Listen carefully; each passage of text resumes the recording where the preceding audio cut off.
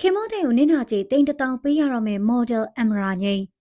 အခုလက်တလောဆိုရှယ်မီဒီယာမှာအတော်လေးကြရိုက်ရိုက်နေတဲ့အလှမင်းနဲ့အင်ဖလူအန်ဆာလောကမှာနာမည်ကြီးတဲ့အမရာငိမ့်ရဲ့အိမ်တော်ကြီးတဲ့ကလူပြောများနေပါတယ်။အမြဲတမ်းအေးချမ်းချမ်းနေတတ်တဲ့အမရာငိမ့်တယောက်အခုတော့မထင်မှတ်ထားတဲ့ပြဿနာကြီးတစ်ခုနဲ့ရင်ဆိုင်နေရပါပြီ။အရင်တော့ကိုကုံတိတ်ခါအတွက်ခင်မွန်းဖြစ်သူကိုလူကောင်းပုံရိပ်ဖန်တီးပေးခဲ့ပေမဲ့လက်ရှိမှာတော့အဲ့ဒီခင်မွန်းတွေကသူမကိုအသေးဖြတ်မှုနဲ့တရားစွဲဆိုထားပြီးနင့်နာချင်းငွေကြေးတိန်တထောင်တိတိတောင်းခံထားတာပါဇလန်းဆရာကတော့အမရာငိမ့်ဟာခင်မွန်းဖြစ်သူနဲ့နှစ်ကြာပေါင်းသိမ်းခဲ့ပေမဲ့နောက်ပိုင်းမှာပြစ်ထားခံခဲ့ရပါတယ်ဒီကြားထဲမှာခင်မွန်းတဲ့နောက်မီးလင်းနေတဲ့အကြောင်းကိုသူမပထမဆုံးချိန်ပုံမှန်လေးနဲ့ချပြလိုက်ရကနေအခုလိုတိန်တောင်းချီရော်ကြီးတောင်းခံရတဲ့အထိဖြစ်လာခဲ့တာပါ